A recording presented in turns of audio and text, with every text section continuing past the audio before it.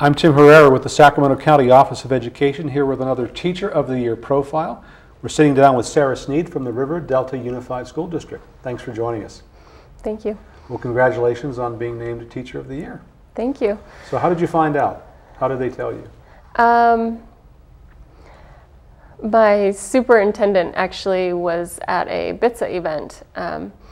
Each year our district is able to host a nice event at the end of BITSA to celebrate those teachers that have graduated. Mm-hmm. And so at that event he was there and pulled me aside and got a little handshake and a little wink and a nudge, and it was very nice. So it was pretty exciting. Yeah. So tell us a little about what you do, where you teach, and what you teach. River Delta is a very unique community. It's really just outside of town here in Sacramento, but our school is pretty much a 7-12 concept. Really, it's a 7-8-9 middle school, Clarksburg Middle School, with a 10 through 12 high school. And our total community population, student population, is about 420 students. So we graduate a class of about 60 each year. I teach all of the science for grades 9 through 12. So that means for 9th graders, technically in the middle school, they come to my classroom. I don't move schools or classrooms or anything. For 9th graders, I'm teaching earth science. For 10th graders, I teach a section of biology. And then chemistry and physics is rotated every other year. So depending on what year you're graduating, you'll take chemistry either in your junior or senior year. So I'm the only pure science teacher. However, we do have a huge agriculture department, and so students can also elect to take their science courses through the agriculture department for the 9th and 10th grade. So you have to really keep up on all different kinds of subject matter, although it's in the same field, it's a lot of different things. Yeah, I like to say I know a little bit about a lot of stuff. So, but yeah, I enjoy all the fields. So how long have you been teaching? This year I'll be starting my 7th year. Okay. So what is it like in a small community when you're teaching in a small environment where everybody knows everybody, and that gives you an opportunity, I guess, to build some good relationships? Everybody seems to be related in one way or another, so it's nice to have lots of brothers, sisters, but also cousins and aunts and uncles and people who have been in the community for a long time. And so there's just a lot of history, a lot of pride in their community, and a great sense of traditions. There's nothing really greater than the Friday night football game. I think, in the fall, the whole entire community comes out and they really support their students, and they're really there to support those kids. Our football team kind of transitions into our basketball team and into spring sports, and so it's kind of the same group of kids a lot of times participating. So they have been best friends from kindergarten, and it's just really great to interact with those people and really build long-term relationships within the community. Because you get an opportunity to spend a lot of time with kind of the same kids kind of going through the system. There are some kids who have me for all 4 years of science. It's not very many, but it's a few. I call them my 4-year survivors. And so yeah, there's some really great parents and students out there. So what's it like to be able to kind of build really good relationships with the students and their families? How important is that to a teacher? It's important, and I guess it's interesting because I've never taught anywhere else but in this small community, so I don't really know what it would be like to not have those relationships with the families. And so it's just a really great sense of community and welcoming, and just a lot of support from those people. So how do you work on, say, motivating students who might be a kind of a challenge for you? Do you have any special tricks you'd like to tell us about or things you do to kind of really get the kid interested? In science, it's fun. There are some fun tricks and flashbang, wow, exciting sort of things that you can do in certain areas. I really believe, though, that I really just have that deep-seated belief that all students can learn. And I think when students know that you believe in them, and when they know that you have the confidence in them that they can achieve, it really builds a lot of motivation for them to want to do well themselves. And so while the flashbang stuff is fun, I'm really looking for, are they understanding concepts behind that?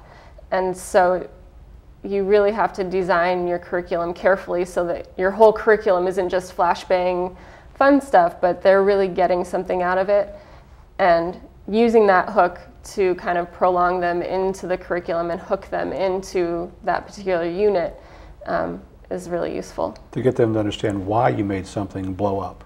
Right. Yeah. Not just that it's fun. And they do always want to see things blow up. Well, sure. Who doesn't? So in the 7 years you say you've been teaching total, is that right? 6. I'm starting my You're starting your 7th. 7th year. Have you seen any shift in education? Perhaps maybe more of a lot more standards based, a lot more emphasis on certain things? I think when I was doing my credential, we were coming into that. And so as I went through my credential, everything was very standards focused and very structured, the curriculum very much structured around meeting standards. And so I don't feel like I've seen a big change. I definitely can feel from working with other colleagues, and some people get very opinionated on that topic. You can feel that people really feel like some freedoms have been taken from them in terms of making the professional choice to choose what they'd like to teach. But and there's a few things I like to throw in that aren't standards based, but really I'm okay with sticking to the standards, and I know that that's important and that that's how we're being measured by that, whether we like it or not, and it's important for students to get that content. Now, had you always wanted to be a science teacher, or how did you get to where you are today?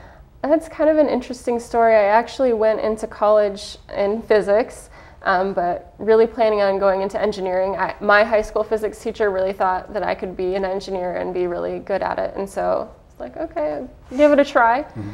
And after my first year of calculus and bio and chem, honors chem, all that sort of stuff, I had taken a lot of survey courses in engineering, and I really just felt like I wouldn't get the human interaction in engineering that I was kind of looking for. So of course a lot of my family's in the medical profession, so I kind of defaulted back to that. Well, I'm going to go help people by being in medicine. I'm good at science, I'll just shift towards biology a little bit and it'll be great. And then I was actually sitting in a training session. I was training to become a summer orientation leader, so orienting new students to the UC Davis campus. And one of the deans of biological science was telling us, a lot of students want to be pre-med or they want to major in biological science because they want to be a doctor because they want to help people. And what you should really tell them and try to tell their parents is that if they really want to help people, they should be a K-12 teacher. And it just resonated with me, and within the same sort of period of time I was in a different class, an internship opportunity came up to intern at a middle school, and I tried it.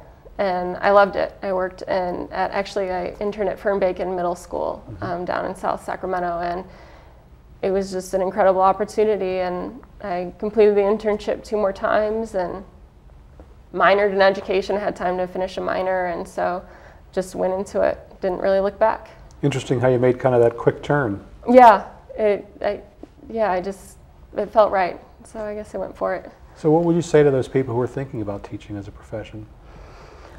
It's really not for everybody, and I still tend to get the sense that most people think that anybody could go be a teacher and that it's easy, and that when you get tired of your industry job that you can just, go a year in the credential program and I'll go teach. And it's really challenging, and you really have to have a good sense of not only your content but also pedagogy. How are you getting students to understand things, and really a lot of interpersonal skills. You really need to be prepared to feel what it's like to work with 150 people in one day. To me at first that was really overwhelming, to see that many faces and deal with all of those issues in one day. It's a lot, and it can be emotionally challenging but really rewarding, and it's not for the faint of heart, but it can be really excellent. Well, it seemed to have worked out for you. So far. Well, thank you for joining us, and again, congratulations to you. We've been speaking with Sarah Sneed, who is the Teacher of the Year for the River Delta Unified School District. Congratulations. Thank you. We appreciate your time.